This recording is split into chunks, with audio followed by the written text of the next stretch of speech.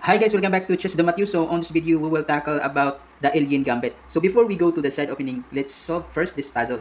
So as we look at onto the position, the black king is actually on the e8 square, and the last move of black is knight to d5.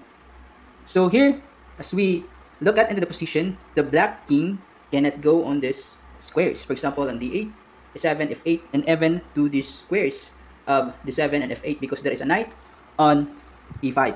So first, how we can give a check to the black king? So we can give a check on this diagonal from h5 to e8. And again, the piece that can give a check to that diagonal is our queen.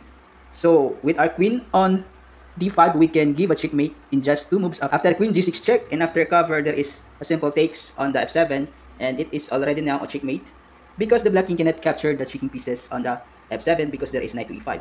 So again, what is the alien gambit? So the alien gambit starts with the move of e4, c6, d4, d5, the Caro-Kann defense, and after, for example, knight d2, pawn takes, and knight f6, the Tartakower variation of the Caro-Kann defense. So here after knight f6, attacking our knight on e4, so it's up to us for the white if we go for an exchanges of the knights, for example, going into the solid Caro-Kann, for example, in this position. But the alien gambit starts with the move knight g5, and after h6, attacking the white knight, for example, in this position with the pawn on 6, but we will gambit our knight to f7. So after knight takes f7, gambiting our knight. For example, after king takes f7, although we are actually 2 pawns down, for example, on this position, but the black king is actually cannot castle on the future. So that was the compensation of the sacrifice knight on the f7. So after king takes f7, the white here will simply play knight f3, and as we look into the position, there are lots of possible moves of the black bishop on the c8, which either he will play bishop to g4. But if this natural move will be played by the black, then the black here will totally be lost after, for example, knight e5 with a check and a fork to the bishop with only one defender versus two attackers. For example, after king moves, takes, and queen takes, and we shall see in this position now that the white here is actually has an initiative with an extra pawn on d4, and again with pair of bishop for the white. And another thing for the black is that the black king can no longer castle because it was actually been moved, for example, after king f7. So another, for example, after knight f3, the black here can still go with bishop f5, a natural move, in which most common Caro-Kann players will probably place bishop out, for example, with bishop f5, or even, for example, bishop to g4, so that this bishop will be ultimately be aggressive while attacking the queen side, for example, on this position of the white's position. But still, there is knight e5 check, and the idea here is, for example, after knight e5 check, and if the black king will escape the check, for example, on e8, but there's simple g4, attacking the bishop, so there is two defender versus two attackers, so there's no way to capture that pawn. So the black will retreat his bishop to e7, but there is simple bishop to c4, threatening to mate in one with the bishop on c4 and the knight. So after a retreat with bishop g8, but there is queen to d3, eyeing to this g6 square. And after, for example, knight d5, but it is mate n2 after queen g6 check, bishop f7 cover, and queen takes f7 checkmate. So another, for example, after knight f3, another possible move here is to play the move bishop to e6.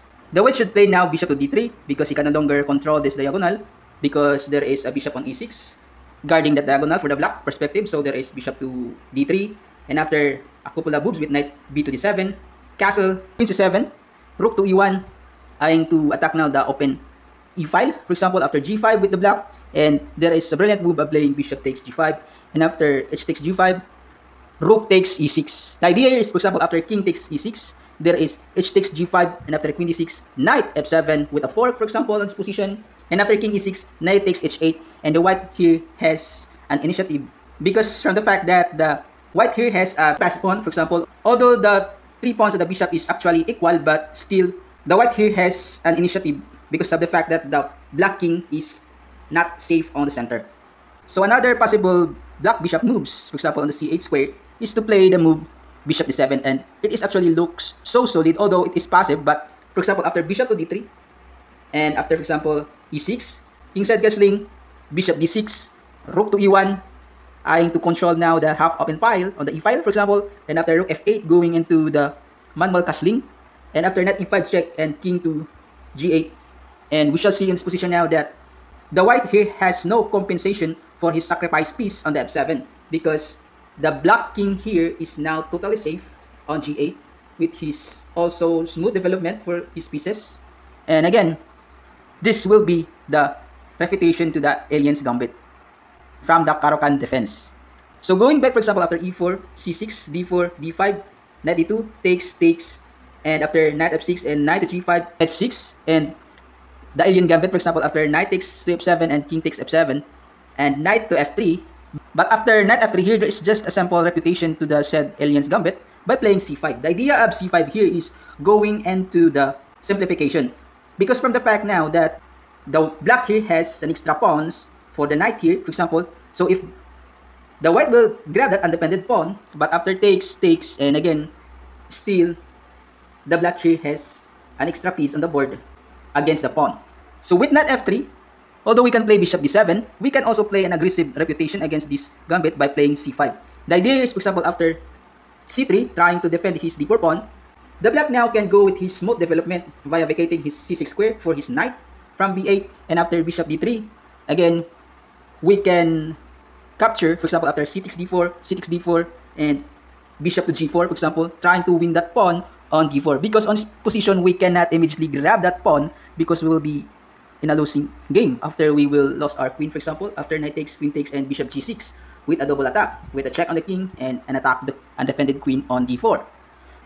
So after bishop g4, trying to pin down that knight, although the white here can play queen b3, giving a check, we will just retreat our bishop to defend against the check, although he can capture this pawn, but we will simply just play our bishop here into d5 and trying to solidify our position.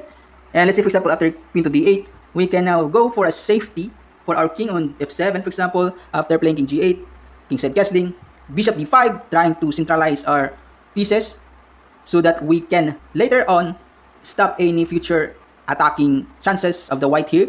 And after, for example, after bishop to e3, e6, trying to develop our bishop, knight e5, and bishop d6, and trying to sacrifice this rook.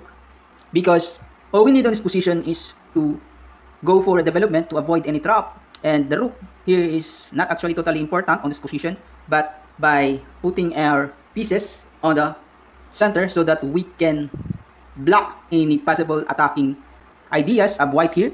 And for example, after knight g6, and we just simply play knight e7, covering these lines because it is actually our weakness for the black after this h6 move. So with our knight on e7, we cover that weakness, and again with our knight here on f6, and it's still the same. So after knight takes and king takes, again on this position, it is totally playable for the black here with two knights for the rook and pawn.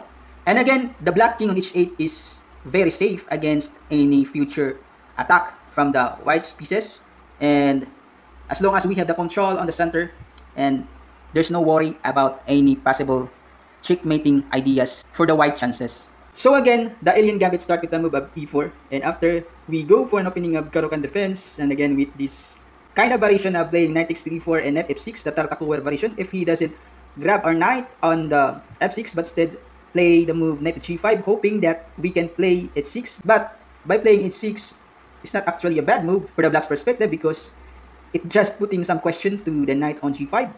Although, for example, after knight takes f7 and king takes f7, although we cannot capture in the future with our king, but still we win a material in this position. Even though, for example, he will play knight f3, then we can choose, for example, whether playing aggressively with c5 or even bishop to d7.